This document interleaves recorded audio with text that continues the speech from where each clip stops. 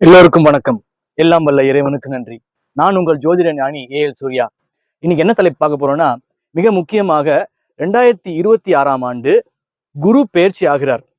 அந்த குரு என்ன நன்மைகளை செய்ய போகிறார்? அதாவது உச்ச குரு மிதுனத்திலிருந்து இப்போ வருகின்ற ஜூன் 2ஆம் தேதி குரு பெயர்ச்சியாகி மிதுனத்திலிருந்து கடகத்துக்கு வருகிறார். கடக வீடு அவருடைய உச்ச வீடு என்று சொல்லப்படுகிறது. அப்போ என்னென்ன நன்மைகளை குரு பகவான் செய்ய போகிறார் அதை பார்க்கறதுக்கு முன்னாடி மிக முக்கியமாக ஒரு வீடியோ பயங்கரமா வைரல் ஆயிட்டு இருக்கு. என்ன வீடியோன்னு பாத்தீங்கன்னா, அம்பலமான பாட்டி வீடியோ அப்படின்னு சொல்லி ஒரு வீடியோ வைரல் ஆயிட்டு இருக்கு. அந்த வீடியோ நானும் பார்த்தேன். அதாவது அந்த பாட்டி அப்படின்னு சொல்றாங்க. இப்ப யார் சொல்லியிருக்கான்னு பாத்தீங்கன்னா, ஜீவா டுடே அப்படின்ற ஒரு சேனலோடைய பத்திரிகையாளர் ஜீவ சகாப்தன்றவர் அதை பத்தி பேசியிருக்காரு. அதாவது தாவேகா, விர்ச்சுவல் வேரியர்ஸ் மற்றும் ரூட் அப்படிங்கிற மீடியா வந்து இந்த பாட்டி பேசின வீடியோவை பயங்கரமா வைரல் ஆக்கிட்டு வராங்க. அதாவது விஜய் வந்து அவர் ஆட்சி பொறுப்பை ஏற்ற உடனே இந்த மாதிரி மதுக்கடைகள் எங்க ஸ்கூல் பக்கத்துல, இப்போ காலேஜ் பக்கத்துல, கல்லூரி, பள்ளி மற்றும் இந்த மாதிரி கோயில் பக்கத்துல, இந்த மாதிரி தர்கா பக்கத்துலலாம் வைக்கக்கூடாது அப்படின்னு ஒரு உத்தரவு வந்திருக்கு. அந்த உத்தரவுனால 40 வருஷமாக அங்க ஒரு டாஸ்மார்க் இயங்கி கொண்டு வந்தது. அந்த டாஸ்மார்க்கை மூடிட்டாங்க அப்படின்னு சொல்லி அந்த பாட்டி அம்மா ஒரு வீடியோ போட்டிருப்பாங்க. அந்த பாட்டி அம்மா யாருன்னு பாத்தீங்கன்னா வேற யாரும் இல்லை. அவங்க ஸ்கூல்ல தான் நான் படித்தேன். அவங்கள நாங்க பிக்லு ஆண்டின்னு கூப்பிடுவோம். அந்த ஸ்கூல்ல தான் நடிகர் சிம்புவும் படிச்சாரு. நான் வேற ஸ்கூல் பிரான்ச்சு, அவரும் டி நகர்ல வேற ஸ்கூல் பிரான்ச்சு. ஆனா ஒரே ஸ்கூல்ல தான் நாங்க படிச்சோம். நான் டி நகர்ல தான் பிறந்ததுல இருந்து இருந்துட்டு இருக்கேன். அவங்க அந்த பாட்டி அம்மான்னு சொல்றாங்கல்ல, பிக்லு ஆண்டி, அந்த டாஸ்மார்க் காமிக்கிறார்ல, அந்த கடை என் வீட்டுல இருந்து சுமார் 1/2 கிலோமீட்டர் கூட இருக்காது. Very near. அந்த ஸ்கூல்ல நான் படிச்சேன். 7வது வரைக்கும் படிச்சேன். Shrine Velankanni senior secondary school. சின்ன வயசுல நாங்க அந்த பாட்டின்னு சொல்றாங்களே, அவங்கள நாங்க பிக்லு ஆண்டி அப்படின்னு நாங்க கூப்பிடுவோம். அவங்க டாட்டர் கூட எனக்கு சரியா தெரியல. அவங்க டாட்டரும் தனுஷோட ஒரு படத்துல நடிச்சிருக்காங்க. பேர் எனக்கு ஞாபகம் இல்லை. ஒரே ஒரு படத்துல நான் பார்த்தேன், நடிச்சிருக்காங்க. ரொம்ப பெரிய பணக்காரங்க, கோடீஸ்வரங்க. அவங்க சொல்றது எல்லாமே உண்மைதான். இப்போ ஜீவசகாப்தன் என்ன சொல்றாரு, 2003ஆம் ஆண்டு தான் டாஸ்மார்க் அப்படின்ற ஒரு ஆக்ட் வந்து கவர்மெண்ட் வந்து அண்டர்டேக் பண்ணி கவர்மெண்ட் நடத்துறாங்க. அதற்கு முன்னாடி எங்க வந்து இந்த மாதிரி நடத்துறாங்கன்னு கேட்கிறாரு. ஒரு பத்திரிகையாளரா நியூஸை தெரிஞ்சுக்கிட்டா நீங்க போடணும். இல்லைன்னா சமுதாயத்தில் மதிப்புமிக்க மனிதர்களை நீங்கள் அவச்சொல் அவப்பெயர் ஏற்படுத்த கூடாது. ஏன்னா ஷீ இஸ் ரெஸ்பெக்டபிள். என்னுடைய ஸ்கூலோட ஃபவுண்டர் அவங்க. பிக்லு ஆண்டி அவங்களுடைய மதர் வந்து மாலதி பணிக்கர்னு. நான், என் தம்பி 2 பேர் எல்லாருமே அந்த ஸ்கூல்ல தான் படித்தோம். சென்ட்ரல் போர்ட், டெல்லி அஃபிலியேட்டட் டில் 7th வரைக்கும் நான் படித்தேன். 7th பிறகு தான் நான் எஸ்ஐடி குரூப்போட Muslim school justice Basheer Ahmed சயீத்ல நான் படிச்சிருப்பேன். சரி, என்னதான் நடக்குது அப்படின்னு சொல்லி நம்ம நேரா போயிடுவோம். போயிட்டு அங்க என்ன நிலவரம் அப்படின்னு பார்ப்போம்னு சொல்லி நான் அங்க போனேன். அந்த வீடியோவை நான் உங்களுக்கு எடுத்து போடுறேன். ஆக்சுவலி பாத்தீங்கன்னா அங்க ஒயின் ஷாப் இருக்கிறது மிகப்பெரிய பிரச்சனை தான். குடிச்சிட்டு அங்க விழுந்து கிடப்பாங்க. பெண்கள் எல்லாம் போக முடியாது. ஆனா அந்த டாஸ்மார்க்கு போய் நான் நேற்று பார்க்கும்போது கடை மூடவில்லை. அந்த வீடியோவை நான் எடுத்துட்டு வந்திருக்கேன், நான் போடுறேன். கடை மூடல. சரி, என்னதான் நிலவரம்? ஏன்னா இவர் சொல்றாரு, இது மாதிரி வீடியோ வேற பயங்கரமா வைரலா போயிட்டு இருக்கு. இவங்க வந்து ஒரு விஷயம் இல்லாமலே சும்மா போலியா இவங்க பரப்புறாங்க. ஏன்னா அவருக்கு விஜய சுத்தமா பிடிக்கவே பிடிக்காது. விஜய்லாம் ஒரு சீட்டு கூட ஜெயிப்பாருன்னு பேசியிருக்கவே மாட்டாரு. திமுகவோட அபிமானி வேற அவரு. எனக்கு பார்த்தோன்னா, என்னடா பிக்லு ஆண்டி வந்து இவ்வளவு வயசாயிடுச்சு அவங்களுக்கு. ஆனா ஆயிரக்கணக்கான குழந்தைகள் படிக்கிறாங்க. அவங்கள்ட்ட பல ஸ்கூல் இருக்கு இந்த மாதிரி. பட் ரொம்ப வந்து ரெஸ்பெக்டபிள். அவ்வளோ டவுன் டு எர்த். உண்மையிலே அந்த ஸ்கூல்ல நான் படிச்சதுனால சொல்றேன், அவங்க டவுன் டு குழந்தைகள்கிட்ட அவ்வளோ அன்பா பழகுவாங்க. இவங்க ஏன் பொய் சொல்லணும், என்ன அவசியம் அப்படின்னு தெரிஞ்சுக்கிறதுக்காக நான் போனேன். பட் ஆனா ஒயின் ஷாப் க்ளோஸ் பண்ணல. கேட்டதற்கு அங்க விசாரிச்ச போது என்ன சொல்றாங்க, க்ளோஸ் பண்ணுவாங்க சார், இன்னும் 1 வாரத்துல க்ளோஸ் பண்ணிடுவாங்க. இந்த டாஸ்மார்க் ஒயின் ஷாப்பை க்ளோஸ் பண்ணிடுவாங்க. ஏன்னா ஸ்கூல் வேளாங்கண்ணி மட்டும் கிடையாது. இந்த ஸ்கூல் பாத்தீங்கன்னா இப்ப கொஞ்சம் ப்ராப்பர்ட்டியை வித்துட்டாங்க. இந்த ரோட்ல இருக்கு, பக்கத்து ரோட்ல இருக்கு, பின்னாடி மெயின் ரோட்லயும் வேளாங்கண்ணி ஸ்கூலோட பிரான்ச் இருக்கு. அது போக அதே ரோட்ல பாத்தீங்கன்னா ராமகிருஷ்ணான்ற ஒரு ஸ்கூலும் இருக்கு. ஆனா பிக்லு ஆண்டி பாவம் தெரிஞ்சோ தெரியாமலோ காலையில போயிருப்பாங்க போல இருக்கு. கடை பாருங்க க்ளோஸ் பண்ணிட்டாங்கன்னு சொல்றாங்க. அவசரப்பட்டு கொடுத்துருக்க வேண்டாம். ஆனா கண்டிப்பா க்ளோஸ் பண்ணிடுவாங்கன்னு தான் சொல்றாங்க. அதனால பொய்யாக பரப்பப்பட்ட செய்தி கிடையாது. மாண்புமிகு முதல்வர் விஜய்க்கு நன்றி அப்படின்னு பாட்டியம்மா பிக்லு ஆண்டி பேசியிருப்பாங்க. பாப்போம் இன்னும் 1 வாரம் கழிச்சு எடுக்கிறாங்களா. ஆனா கண்டிப்பா எடுக்கணும், எடுத்துருவாங்கன்னு சொல்றாங்க. பார்ப்போம். ஒரு வாரம் கழிச்சு அங்க போய் என்ன நிலவரம்னு பார்த்துட்டு நான் அந்த வீடியோ போடுறேன். இப்போ coming back to the topic. இப்ப பாத்தீங்கன்னா குரு வந்து மிக முக்கியமான 9 பிளானட்ல முக்கியமான ஒரு பிளானட்னு சொல்லலாம். முக்கியமான ஒரு கிரகம். அதுவும் குரு உச்சமாகும் போது அவர் பல்வேறு விதமான நன்மைகளை செய்வார். குருவுக்கு ஒரு பழமொழியே இருக்கு. குருவோட இணைந்த கிரகத்தோட குருவோட பார்வைக்கு கோடி நன்மை உண்டு அப்படின்னு சொல்லுவாங்க. குரு பார்த்தால் கோடி நன்மை. அவரு குருவோட செவ்வாய், சனி, பாவி கிரகம் என்ன சேர்ந்திருந்தாலும் குரு பார்வைக்கு தனி பலம் உண்டு. அப்ப இது என்ன பயங்கர ஸ்பெஷல் இந்த வருஷம்? அதாவது ஒரு வருஷமும் நீங்க இப்படிதான் பில்டப் கொடுப்பீங்கன்னு கூட சில பேர் நினைக்கலாம். என்ன ஸ்பெஷல்னு பாத்தீங்கன்னா 12 ஆண்டுக்கு ஒரு முறை தான் ஆக்சுவலி குரு வந்து ஒரு வருஷம் 18 நாளோ 19 நாளோ பயிற்சி ஆவார். ஒரு பிளானட்ல இருந்து, மேஷத்துல இருந்து ரிஷபம், ரிஷபத்துல இருந்து ஒவ்வொரு வருடமும் அதான் ஒரு கணக்கு வந்து 365 டேஸ் பிளஸ் 18 or 19 டேஸ். எனக்கு எக்ஸாக்டா தெரியல. என்ன விசேஷம்னு பாத்தீங்கன்னா அவர் மிதுனத்துல இருந்து கடகத்துக்கு வராரு. அங்கதான் அவருடைய உச்ச வீடு இருக்கு. அவருடைய பார்வை 5ஆம் பார்வை, 7ஆம் பார்வை, 9ஆம் பார்வை. அவருக்கு 3 பார்வை உண்டுங்க. என்ன ஸ்பெஷல்னு பாத்தீங்கன்னா குருன்னா நாம தங்கம்னு சொல்லுவோம். குழந்தை பேரு கிடைக்கணும்னா குருவை தான் சொல்லுவோம். குரு எங்க இருக்காருன்னு பார்ப்போம். மங்களகாரகன்னு சொல்லுவோம் குருவை வந்து. அதாவது ஒரு ஜாதகத்தை எடுத்துட்டோம் அப்படின்னு பாத்தீங்கன்னா பொதுவாவே என்ன பார்ப்பேன்னு கேட்டீங்கன்னா அந்த ஜாதக கட்டத்துல எந்த கிரகம் ரொம்ப சுபத்துவமா இருக்கு, அப்பழுக்கற்று ரொம்ப வந்துட்டு சுபத்துவமா இருக்கோ அந்த ஜாதகருக்கு அந்த தொழில் தான் அமையும். சுபத்துவம் பெற்ற கிரகத்துடைய தொழில் தான் அமையும். பொதுவா இப்போ சுக்கிரன் வந்து ரொம்ப மங்களகரமா இருக்காரு, ரொம்ப சூப்பரா இருக்காரு, தனித்து இருக்கிறார், இல்ல குருவோட சேர்ந்து இருக்கிறாரு, சுக்கிரன் உச்சமாகி குருவோட இணைஞ்சு இருக்கிறாரு வச்சுக்கோங்களேன். அப்போ அவர்களுக்கு கலைத்துறையில் மிகப்பெரிய பிரகாசமான ஒரு எதிர்காலம் இருக்குன்னு சொல்லலாம். கலை, பேச்சு, புகழ். சுக்கிரன்னா என்ன? புகழ், சுகபோகமான வாழ்க்கை, லக்ஸரியஸ் லைஃப், அப்படியே தொட்டதெல்லாம் தொடங்குறது. இப்படி ஒரு கிரகத்தை வச்சு ஒரு ஜாதகத்துல பார்த்துட்டு இதுதான் இவருடைய தொழில் அப்படின்னு எல்லாருக்குமே ஏதாவது ஒரு கிரகம் சுபமா இருக்கும், மங்களகரமா இருக்கும், நல்லா இருக்கும். அப்போ எதுன்னு நம்ம பார்க்கணும். அது போல பாத்தீங்கன்னா இப்போ நமக்கு எல்லாமே பாத்தீங்கன்னா இப்போ குரு தங்கம்னு சொல்லிட்டேன். இப்போ தங்கத்துடைய விலை சரசரசரவென்று ஏறிக்கொண்டு வருகிறது. நான் முன்னாடியே ஒரு வீடியோல பேசியிருப்பேன். என்ன பேசியிருப்பேன்னா கிட்டத்தட்ட 20,000 ரூபாய் தங்கத்தின் 1 கிராம் விலை போகணும்னு பேசியிருப்பேன். இப்ப நான் என்ன சொல்றேன், குருன்னா தங்கம், உலோகம். அதாவது குரு மற்றும் சனி வாயு கிரகம்னு சொல்லுவோம்.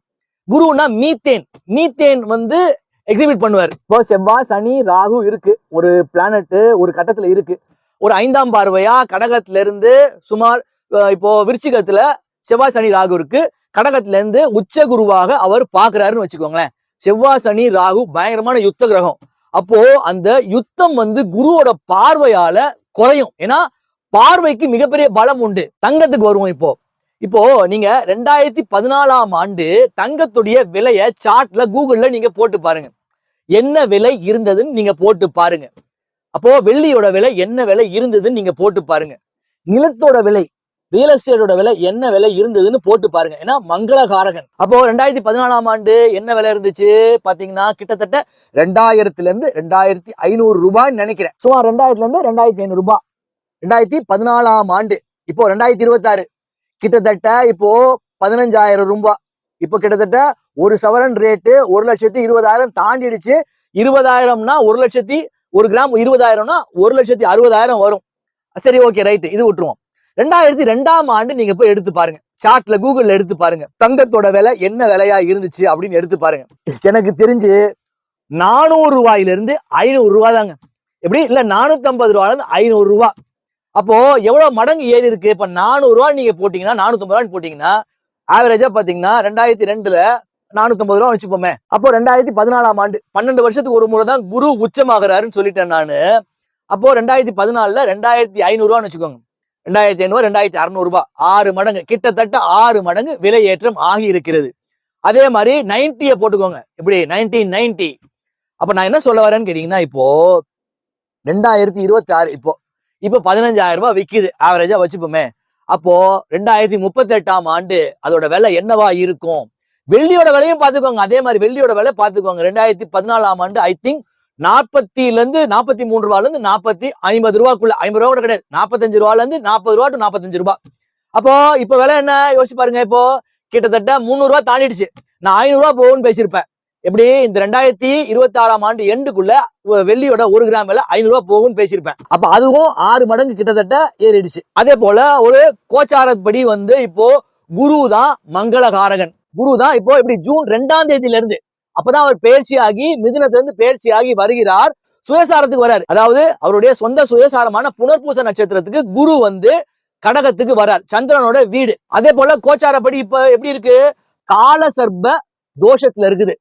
அதாவது ராகுக்கும் கேதுக்கும் இடையில் மாட்டிக்கொண்டிருக்கிறது. கும்பத்தில் ராகு சுயசாரம் வாங்கி, சிம்மத்தில் கேது சுயசாரம் வாங்கி, இடைப்பட்ட பாத்தீங்கன்னா எல்லா கிரகமும் இருக்கு. இதுல சந்திரன் மட்டும் விதிவிலக்கு, அவர் சுத்தி சுத்தி வருவார். அப்ப என்ன நடக்கும்? இப்ப பாத்தீங்கன்னா போரின் காரணமாக எங்க வந்து காலச்சக்கரத்துக்கு பாத்தீங்கன்னா மீன வீட்டுல வந்து சனி பகவான் இருக்காரு.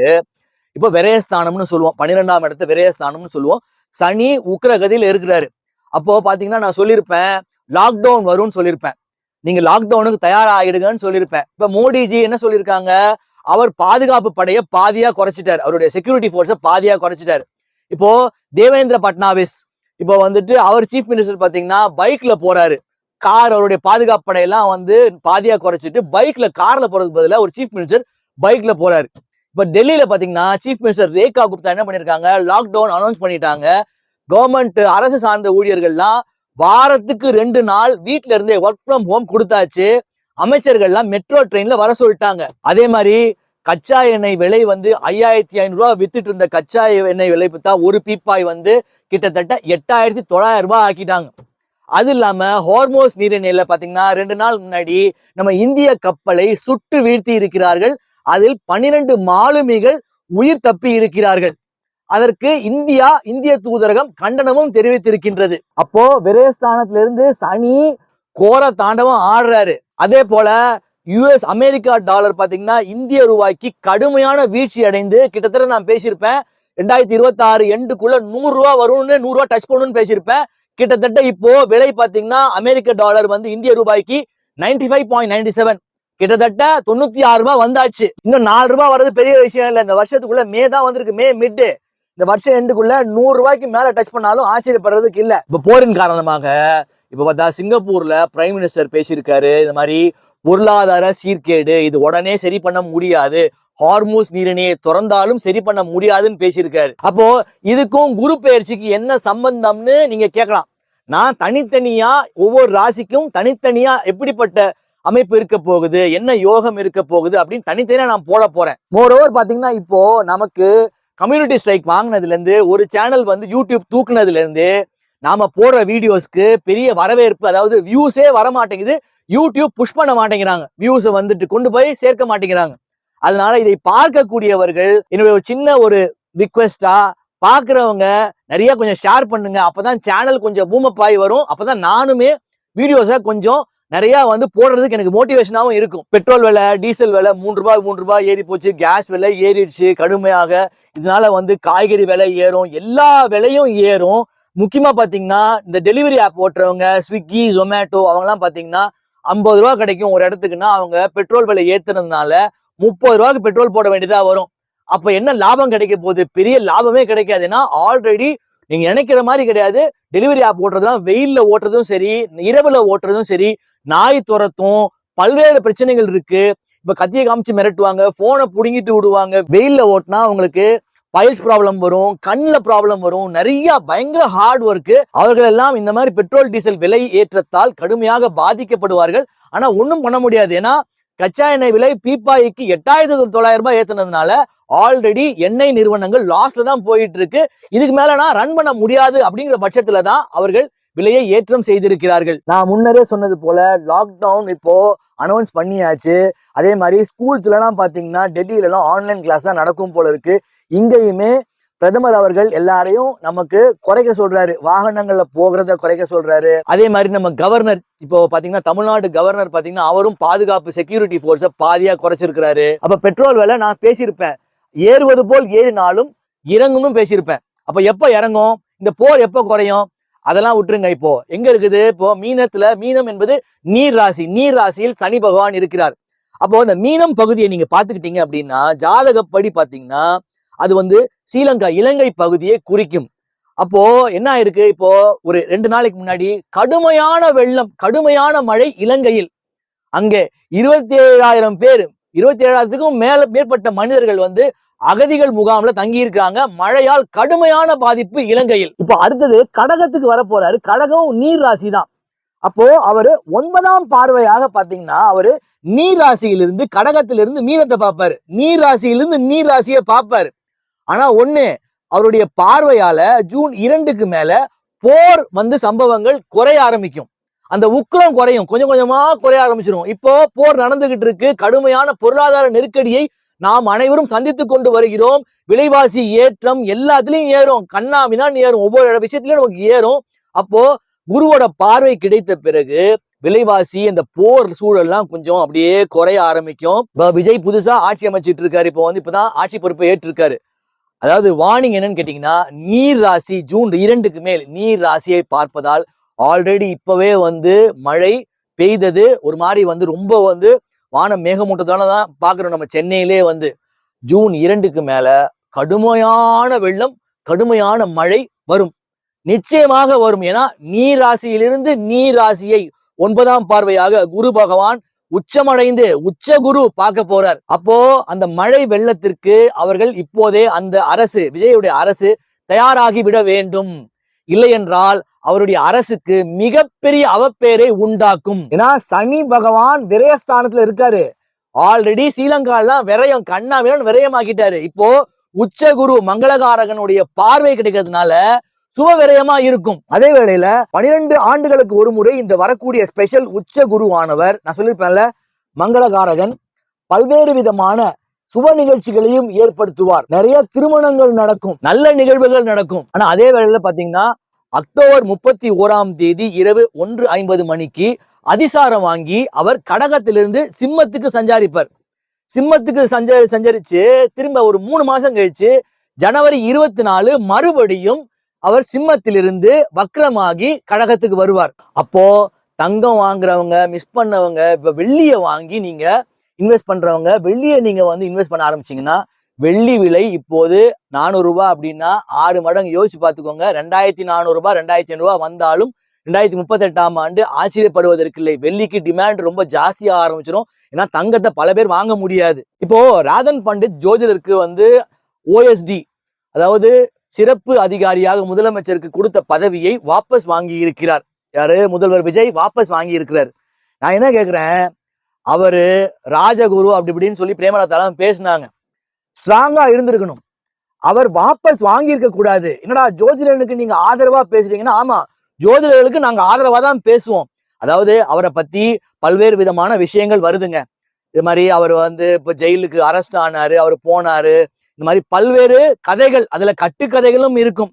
அவர் ஊரை விட்டு ஓடி போயிட்டாரு. அதாவது எல்லாருக்குள்ளேயும் வந்து பாசிட்டிவும் இருக்கும், நெகட்டிவும் இருக்கும். இப்போ என்னையே எடுத்துக்கோங்களேன். இப்போ நரேந்திர மோடிஜி எனக்கு ஒரு பர்த்டே விஷயம் இது வரைக்கும் எனக்கு வந்ததே கிடையாது, எனக்கு அனுப்பியிருக்காரு.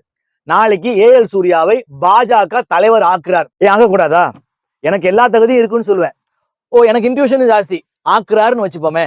அப்போ இந்த மீடியாக்காரர்கள் என்னுடைய நல்ல விஷயத்தெல்லாம் கோட்டை விட்டுருவாங்க. அதாவது நான் வந்து மோட்டிவேஷனல் ஸ்பீக்கர், அவர் தான் சொல்றாரு 5000 குடும்பங்களை நான் காப்பாற்றி இருக்கிறேன். அப்போ நான் நிறைய மோட்டிவேஷனல் ஸ்பீக்கிங் கிளாஸஸ் நடத்தியிருப்பேன், நிறைய பேர் கவுன்சிலிங் பண்ணியிருப்பேன், அதனால பலருடைய வாழ்க்கையை நான் வந்து மேம்படுத்தி இருப்பேன். அதெல்லாம் விட்டுருவாங்க. அதெல்லாம் விட்டுட்டு எங்கெல்லாம் நான் வரக்கூடாதோ, என்னெல்லாம் நான் என்னுடைய மைனஸ் பாயிண்டோ அதெல்லாம் எடுத்து இந்த மீடியா போக்கஸ் பண்ணுவாங்க. அப்போ வன்னி அரசுக்கு அது மூட நம்பிக்கை என்றால் அது அவருடைய அரசியல், அவருடைய வந்துட்டு சொந்த கருத்து. அது விஜய் ஏன் ஒத்துக்கிட்டாரு, ஏன் வாபஸ் வாங்கினாரு? வாங்கி இருக்க கூடாது. அப்போ நீங்க வீக்குன்னு நீங்க வந்து காமிக்கிறீங்க. நீங்க ஸ்ட்ராங்கா வந்து உங்களுடைய அரசு, அது உங்கள்கிட்ட அதிகாரம் இருக்க போது நீங்க தான் டிசிஷன் அத்தாரிட்டி. அப்போ நாளைக்கு உங்களால எந்த முடிவும் எடுக்க முடியாது. நீங்க எந்த முடிவு எடுத்தாலும் இவர்கள் எதிர்குரல் கொடுத்துக்கிட்டே இருப்பாங்க. எல்லாத்துக்கும் நீங்க அடிப்படைஞ்சு எல்லாத்தையும் வாபஸ் வாங்கிட்டே இருப்பீங்களா? நான் ரொம்பவே வருத்தப்படுறேன்.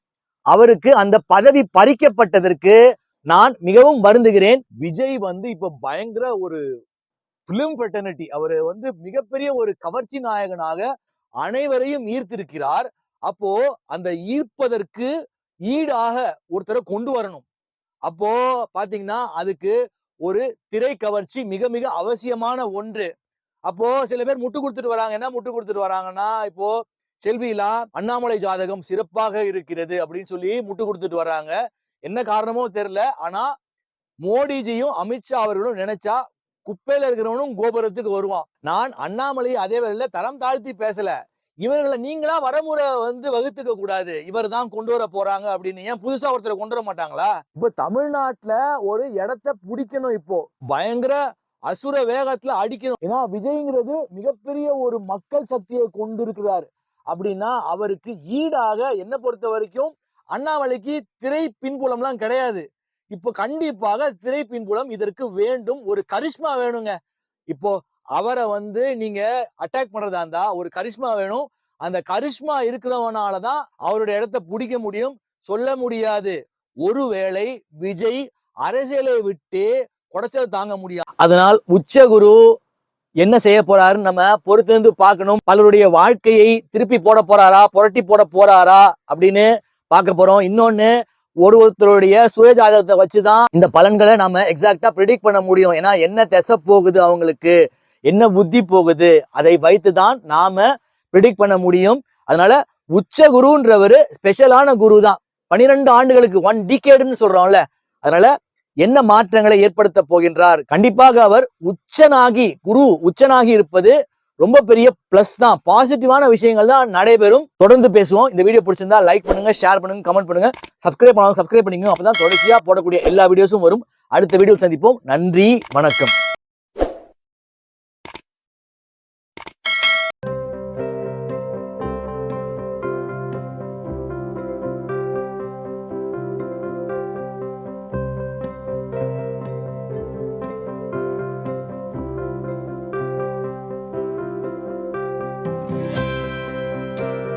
இதை போன்று மேலும் பல அபரிமிதங்களுடன் உங்களுக்கு ஆற்றலாகவும் நம்பிக்கை ஒளியாகவும் ஏஎல் சூர்யா.